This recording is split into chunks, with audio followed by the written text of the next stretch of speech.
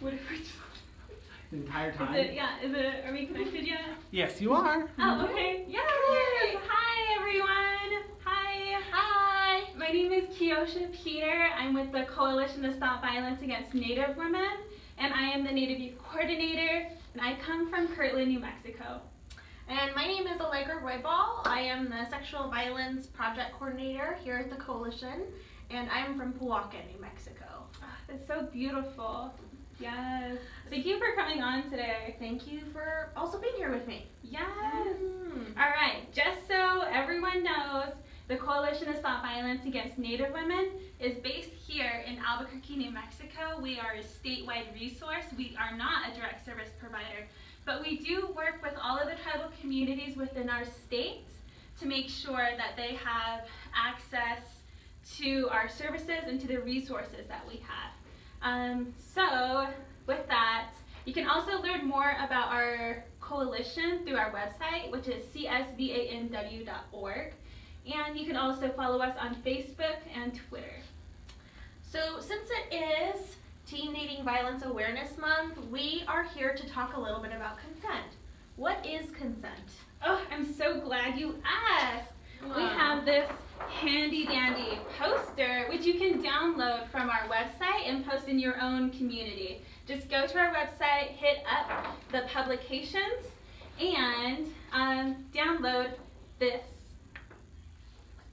Beautiful. Yeah. Beautiful poster. Yeah. So, honoring healthy boundaries to get consent. Consent happens when everyone involved agrees to do something and gives permission to do something. And the best way to give and receive consent is with a clear yes or a clear no. And remember that it's always okay to take consent back at any time. And consent from one thing does not mean consent for everything. So it has to happen with each and every new behavior and new interaction. And so again, it's okay to say no at any time. You can take back consent. You are in control. So, yeah, consent is freely given. It's not through force and it's not through intimidation. It is also informed.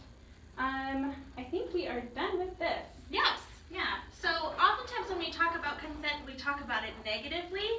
So we're going to be talking about it positively in our own experiences. So, Kiosha, when did you first learn about consent? Let's see. I first learned about consent when I was in high school, and it was in health class. And that's usually everyone's answer to that question, you know, because consent is usually, again, talked about in this negative sense. And that's how I was introduced to it. It was very basic. I wasn't told that I can take back consent at any time. A lot of that information I had to grow and learn from it on my own, using a lot of resources within the community, such as the Native Youth Sexual Health Network, such as Love, Respect Is, and We Are Native, along with the National Indigenous Women's Resource Center. And those are all future or further resources that you can also look into. And so I would have loved to learn about consent earlier in my life, because as Indigenous peoples, we practice consent in multiple ways. And I'll talk about that a little bit further on later in our conversation. But again, I would have loved to learn about it sooner because I would have had more control over the boundaries and the expectations that I have from relatives. And yeah, those are my answers for now. Thank you. What about for you? So, I first learned about consent a little bit later. It wasn't until I was in college, actually.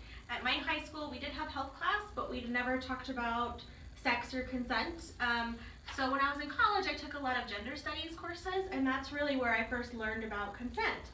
And looking back on my young life, I would have really benefited from learning about consent sooner, and not just in a sexual context, but in everyday life.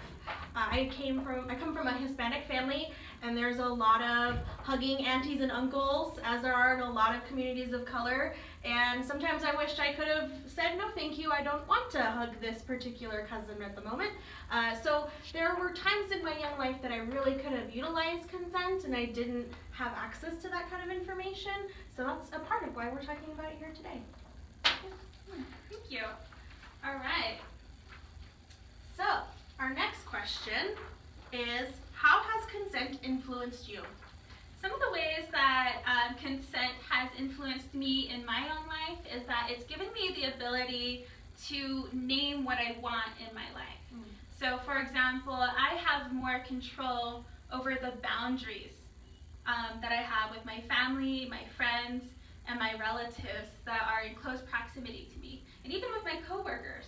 And so it's really interesting to have this autonomy or this control introduced in my life in a way that I get to practice it every day. And that's why we're here talking about it today, is that we want you to also have this knowledge so you can feel empowered to use consent in your everyday life. Again, as Indigenous peoples, we practice consent in numerous ways. For example, if your relatives are going hunting, once they take down a relative, like a four-legged relative, and that relative offers their life to feed our friends and our family, a lot of times tobacco or pollen is put down to honor that relative who had given its life for us. That is a form of consent. If I go to another nation, I repeat my clans to them in my own native language, and that is another form of consent, asking for the land to acknowledge me and for the holy people to come with me as I travel to another native nation's territory. That's beautiful. Thank you, thank you. How about for you? So, consent has influenced me in a lot of ways. Like I mentioned, growing up, it would have been nice to know about this concept earlier, but now I feel like a very strong, independent woman who has control over the decisions I make about my body, about my mind, about my spirit, and that's because I practice consent on a daily basis. Not just with sex, but with interactions with my family, with my friends, with my pets, with all kinds of different things in my life.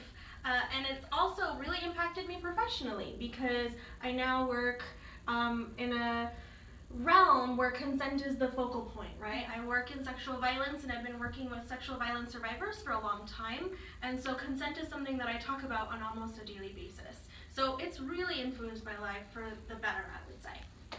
Awesome.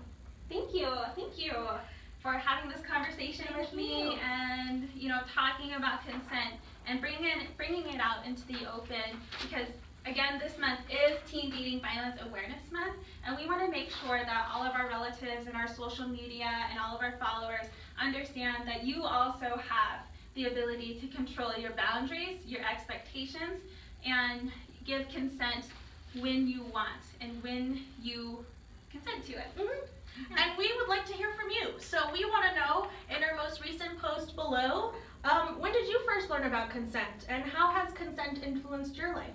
We want to make sure that we hear from you as well. So be sure to comment down below or on our Facebook or on our Twitter. Yeah, thank you. And also, just to let everyone know, we are in collaboration throughout the month of February with the National Indigenous Women's Resource Center, the Strong Heart DV Helpline, along with Native Love Is, in terms of a Healthy Native Love Is hashtag, photo contest, sorry. And so you are more than welcome to submit a photo. Feel free to look in our feed for all the contest guidelines and rules, and you can have a chance to win one of 3 prizes. Yay! All right, well, thank you all so much. Thank you. Follow us on Facebook, Instagram, and Twitter.